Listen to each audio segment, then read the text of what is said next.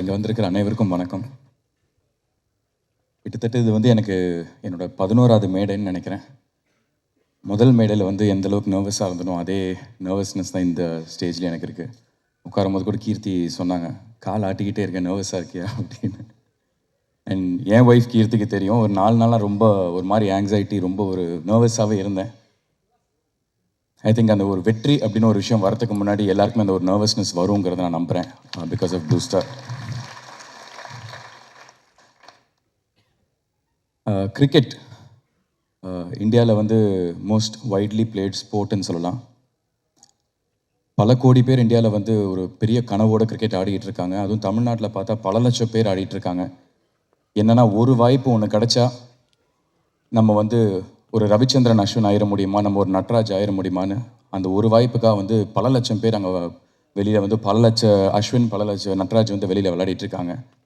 அதே மாதிரி தான் இன்றைக்கி சினிமாவில் வந்து இன்றைக்கி காம்படிஷன் அவ்வளோ இருக்குது. நிறைய பேர் வந்து சினிமாவில் வந்து ஒரு வாய்ப்பு கிடைக்காதா, நம்ம வந்து அந்த ஒரு வாய்ப்பு கிடைச்சா நம்ம வந்து பெருசாக அடிச்சிடலாம், பெருசாக ஜெயிச்சிடலாம் அப்படின்னு இன்றைக்கி அவ்வளோ காம்படிஷன் இருக்குது. அந்த ஒரு வாய்ப்பை மிஸ் பண்ணிட்டோன்னா வந்து வேறு யாராவது ஒருத்தர் அந்த இடத்த வந்து ஃபில் பண்ணிடுவாங்க. ஸோ இந்த மாதிரி ஒரு காம்படிஷனில் பல லட்சம் பேர் இன்றைக்கி போராடிட்டு இருக்கான். நம்மளுக்கு அடுத்த ஒரு வாய்ப்பு, நம்மளுக்கு கிடைக்க போகிற ஒரு வாய்ப்பு வந்து நம்ம போடுற இந்த முயற்சி இது வந்து ஒரு வெற்றி அடைஞ்சிட மாட்டோமா அப்படின்னு ஒரு பல கனவோடு இருக்கான். அந்த லட்சம் பேரில் நானும் ஒருத்தனாக இருக்கேன். இன்னாரோட பையன், அவரோட பாக்யராஜ் சார் பையன், அந்த மாதிரி இவருக்கு எல்லாமே ஈஸி, அதெல்லாம் தூக்கி போட்டுருங்க. அந்த பல லட்சம் பேரோட என்ன கனவு இருக்கோ அதே கனவோடு தான் நானும் இருக்கேன். அந்த கனவு இது எனக்கு ஒரு வெற்றி அடையுமா அப்படிங்கிறது எனக்கு வந்து ப்ளூ ஸ்டார் டெஃபினட்டாக எனக்கு நான் நிரூபிக்கும்னு ரொம்ப ஸ்ட்ராங்காக நான் நம்புகிறேன்.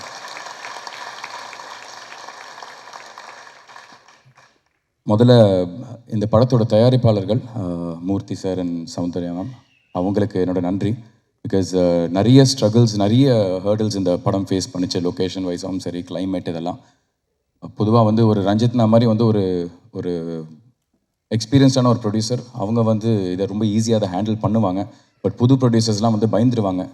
பட் எந்த விதமான ஒரு பயமும் இல்லாமல், எந்த விதமான ஒரு தயக்கமும் இல்லாமல் டைரக்டருக்கும் சரி, மற்ற டெக்னீஷியன்ஸ் அண்ட் ஆக்டர்ஸ் எங்கள் எல்லாருக்குமே வந்து நீங்கள் நினச்ச சினிமாவை எடுங்க அப்படின்னு வந்து அவ்வளோ ஃப்ரீடம் அண்ட் அவ்வளோ ஸ்பேஸ் கொடுத்த தயாரிப்பாளர்களுக்கு நன்றி.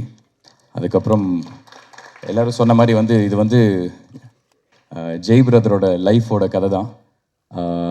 இன்ஃபேக்ட் வந்து அசோக் ப்ளே பண்ணுறது வந்து ஜெய் பிரதரோட அண்ணன், அவர் பேர் ரஞ்சித், அதை தான் வந்து அசோக் ப்ளே பண்ணுறாரு. ஜெய் பிரதரோட ரோல் வந்து பிருத்வி ப்ளே பண்ணுறாரு, சாம். அண்ட் இவங்க 2 பேருக்கு ஆப்போசிட்டாக ஒருத்தர் இருந்தார், ராஜேஷ் அப்படின்னு. அந்த கதாபாத்திரம் தான் வந்து எனக்கு கொடுத்துருக்காரு. எனக்கு என்னென்னா வந்து இது 1998 நடக்கிற ஒரு கதை, அரக்கோணம் பேக்ட்ராப். சாந்தனு அப்படிங்கிற ஒரு நடிகரை வந்து அந்த 1998 இருக்கிற அந்த ராஜேஷ் கதாபாத்திரத்துக்குள்ளே அழகாக உட்கார வைக்க முடியும்னு ஃபஸ்ட்டு என்னை நம்பின ஜெய் எனக்கு வந்து ரொம்ப ரொம்ப நன்றி.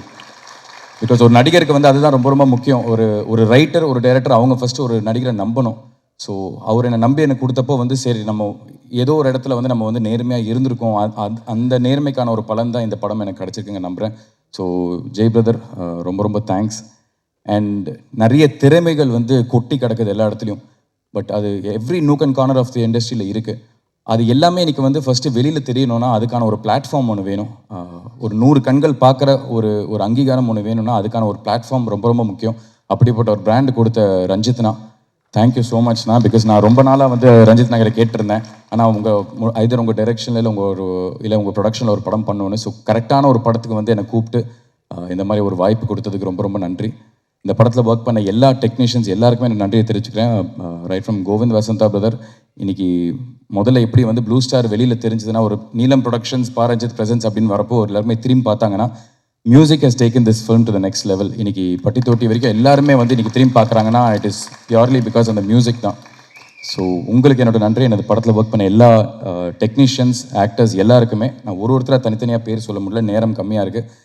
பட் 2 பேரை பற்றி நான் முக்கியமாக சொல்லணும், அசோக் அண்ட் பிருத்வி. என்னென்னா வந்து இன்றைக்கி இருக்கிற ஒரு இண்டஸ்ட்ரியில் வந்து நிறைய போட்டி, பொறாமை, ஈகோ, இந்த மாதிரி வந்து இது நம்மளுக்கு கண்ணுக்கு தெரிஞ்சே நிறைய இருக்குது. பட் எனக்கு வந்து அசோக்கும் பிருத்வியும் எனக்கு கொடுத்த ஒரு ஃப்ரீடம், ஒரு ஸ்பேஸ் என்னென்னா, மச்சான் நான் ஏதாவது ஒரு இடத்துல தப்பு பண்ணுறேன்னா நீ என்கிட்ட தயவுசெய்து சொல்லுடி, நீ தப்பாக பண்ணுற சரியாக பண்ணுறான்னு அப்படின்னு. அதே ஃப்ரீடம் தான் பிருத்வி எனக்கு கொடுத்தாரு, அதே ஃப்ரீடம் தான் நானும் உங்களுக்கு கொடுத்தேன். இது வந்து ஒரு நடிகருக்கு வந்து ரொம்ப ரொம்ப முக்கியம் when you're acting in a multi-star film. ஏன்னா யாருமே எங்கேயுமே வந்து இன்னொருத்தரை கான்ஷியஸ் ஆக்காமல் ஒரு மாதிரி ஒரு ப்ரெஷரில் போடாமல் ஈவினிங் பாய்ஸ் ஹாஸ்டல் மாதிரி உட்காந்துருவோம் நாங்கள்.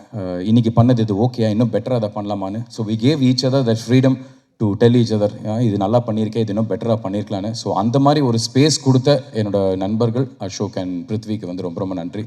இந்த படம் ப்ளூ ஸ்டார் வந்து ரொம்ப ஒரு ஸ்ட்ராங்கான ஒரு தேவையான ஒரு அரசியல், ஒரு ஸ்போர்ட்ஸ் ட்ராமா, ஒரு என்கேஜிங்கான ஒரு ஃபிலிமாக இருக்கும். இது எல்லாருமே ஸ்போர்ட்ஸுங்கிறது நம்ம எல்லாருமே கனெக்ட் பண்ணக்கூடிய ஒரு விஷயம் தான். நான் எப்படி ஒரு ஆடியன்ஸாக ஃபஸ்ட் இந்த கதை கேட்குறப்போ ஒவ்வொரு கதாபாத்திரத்தோடு கனெக்ட் பண்ணணும், அந்த மாதிரி நீங்கள் எல்லாருமே 200% ஒவ்வொரு கதாபாத்திரத்தோடு இந்த கதையில் நீங்கள் கனெக்ட் பண்ணுவீங்க. டெஃபினட்டாக it is a very very important film for me in my career. So 25th இந்த படம் ரிலீஸ் ஆகுது. இந்த படத்தில் என்ன உள்பட வெற்றி நிச்சயமாக தேவை அப்படின்னு நிறைய நடிகர்கள், நிறைய டெக்னீஷியன்ஸ் ஒர்க் பண்ணியிருக்காங்க, நிறைய ஃபர்ஸ்ட் டைமர்ஸ் இருக்காங்க. ஸோ எனக்கு என்னோட வெற்றி தோல்வி இதெல்லாம் தாண்டி என்னை என்றைக்குமே வந்து மக்களாக வந்து நீங்கள் ஏதோ ரூபத்தில் வந்து என்னை சப்போர்ட் பண்ணிக்கிட்டே இருக்கீங்க. அதே சப்போர்ட்டை இந்த என்டையர் டீமுக்கு நீங்கள் கொடுக்கணும்னு நான் வந்து உங்களுக்கு கேட்டுக்கிறேன். So please do plus us and support us. 25th இந்த படம் தியேட்டர்ஸில் பெருசாக ரிலீஸ் ஆகுது. முக்கியமாக சக்திவேலன் பிரதர், தேங்க்யூ. அவர் கண்டினியூஸாக ஒரு பெரிய ஒரு ஹிட் ஸ்ட்ரீக்கில் இருக்கார். அந்த லக்கி மேஸ்காட்டில் வந்து அவரோட ஷோல்டரில் நாங்களும் ஏறி உட்காரதுல வந்து எங்களுக்கு ரொம்ப ரொம்ப சந்தோஷமாக இருக்குது. Thank you so much. எல்லோரும் please do support us. Thank you.